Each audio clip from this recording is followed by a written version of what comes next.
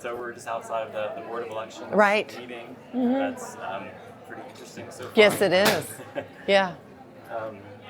So you're running for the U.S. Senate? United States Senate to replace David Perdue, correct. Okay, great. Yes. So why are you running? Well, I'm running because, like so many other people out there, I can't stand the dysfunction anymore. I was a lawyer for many years before I entered into public office, and so I happen to have a particular knack for resolving dysfunctional systems. I took that into public service as the two-term mayor of Columbus, Georgia, and it looks like the United States Senate is in desperate need of that skill set. So I'm running for U.S. Senate to better serve the citizens of Georgia through the Senate.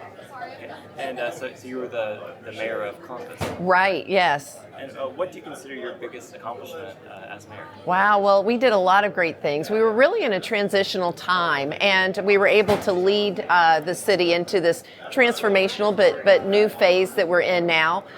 We cut crime by 42%. We completely reformed our budget. We saved our public pension. It was 74% funded when I walked in, over 96% funded. When I left, we became one of the 25 best-run cities in the United States of America.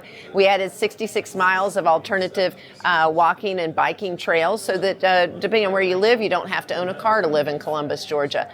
Reformed our public transportation system and removed an underground fuel tank storage farm that was literally on the banks of the Chattahoochee. So from the environment to transportation to crime to fiscal responsibility, we just made the government work for the people we were serving. Okay. And so everyone also makes mistakes, and that sounds like a lot of things that you did. Was there anything that you maybe left unfinished? Or, well, I actually think a lot like Thomas Edison when he was asked, how did it feel to fail at making the light bulb 100 times? And he said, well, I didn't fail 100 times. I just discovered 100 ways not to make a light bulb. And so I don't really consider them failures. There were a lot of things that we tried and maybe they went too slowly. Like, for instance, we were reversing blight in neighborhoods without gentrification. Some of that went more quickly, some of it a little bit more slowly.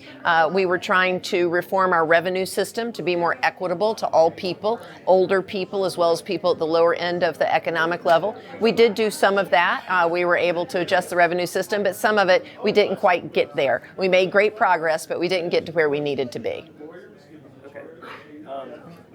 As we said, we're right outside the Board of Elections meeting that could decide how the elections run here in Athens. Yes. So I was just wondering if, it's kind of an abstract question, I guess, but if you could describe the state of our union today and of our democracy. Well, as it relates to what's going on here today with this particular hearing, you see the grave distrust that was really caused by what happened in 2018. I think there's always been some suspicion that perhaps there was voter suppression. There were certain instances that were brought to the press's attention, but in 2018 it was so deep and wide that people just couldn't deny it. And it fundamentally called into question the results in many people's minds, as you see here today, of that 2018 election. And so now what happens when you have these new election systems, the new balloting systems, you see people asking legitimate questions and viewing with great skepticism the answers they're receiving. And you also heard today the state take a different position that it took just in 2018 when it said, well, we can't really fix this system because the individual counties have control. All we can do is make recommendations, and it's the individual county's responsibility to determine how that's implemented. And so what you have here in Athens-Clarke County is they assessed evidence, as you see here today being presented, and now they're being told, well, no, we actually control all that. You can't exercise your individual discretion in assessing what works best for your community. And so, the State Board of Elections is going to determine which way they go on this, and that's the process, and that's what we all will support. But I think you can see the radically different positions taken in such a short period of time just adds to that frustration of people who are gravely concerned about our voting apparatus in this state.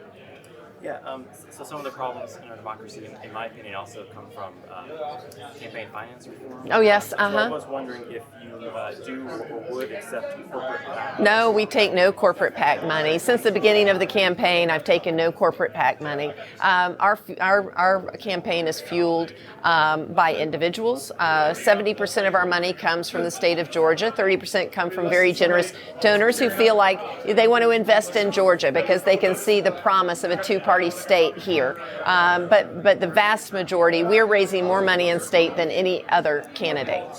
Yeah.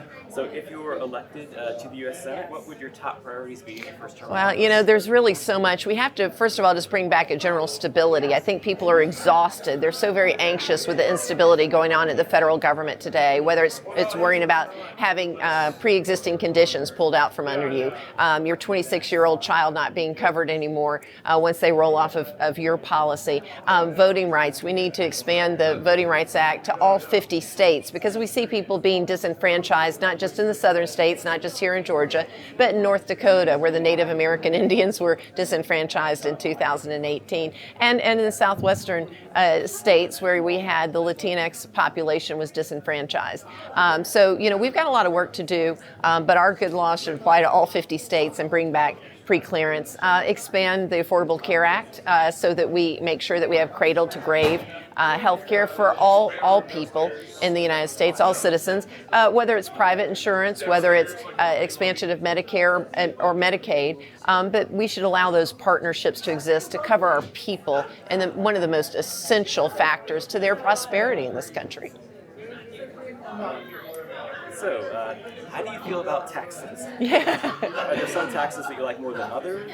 And how would you like to see the tax code change? To be very simplistic, I see taxes like food. It's what you have to take in to sustain yourself. And you have to balance, of course, what you take in with what you expend. And that makes for a healthy organism, whether it's the government or us as individuals, right? And so that's in its most simplistic form, that what we need is balance. And what we have now with our taxation system at the federal level is a tax system that was based on really the early 20th century, when the vast majority of participants in the system were hourly workers or salary workers. And today we have this really complex economy where people are earning a lot of passive income, a lot of investment income. They're making money off of trades and things of that nature. And our taxing system has just not kept up with the complexity of the way people are earning money. And we've also done a lot of things, I think, with good intentions, trying to incentivize corporations to invest by giving tax breaks, by giving credits and things of that nature. There's some instances where that's worked and returned value for the people that we were serving.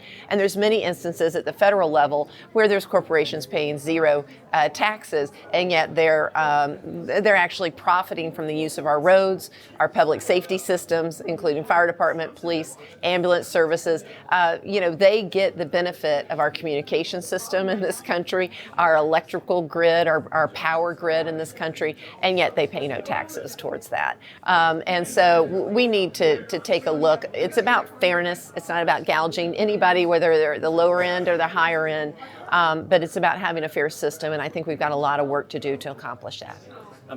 Did I hear in your answer there maybe some support for considering a tax on stock trades? Is that right? Well, yes. I mean, first of all, you've got to look at a complete panoply of a tax system. So you would, of course, look at ways to tax, as I was saying, investment income, passive income, things of that nature. But I certainly support more taxation of an income base than I would something like a wealth tax, for instance, because I think there are just a lot of issues to discuss with the proposals that we've heard in the presidential election with wealth tax.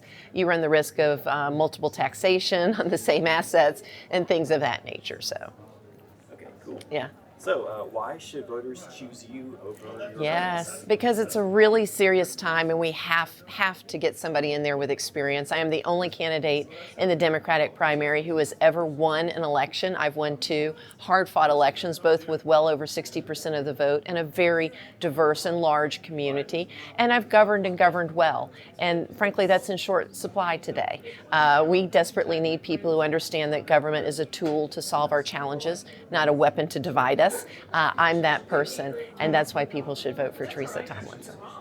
Great. And is there anything that we didn't cover that you'd like to? No, I think that's got it. Okay, awesome. Hey, thank you so very much. Thank you so much Chris, I really appreciate your interest. Yeah.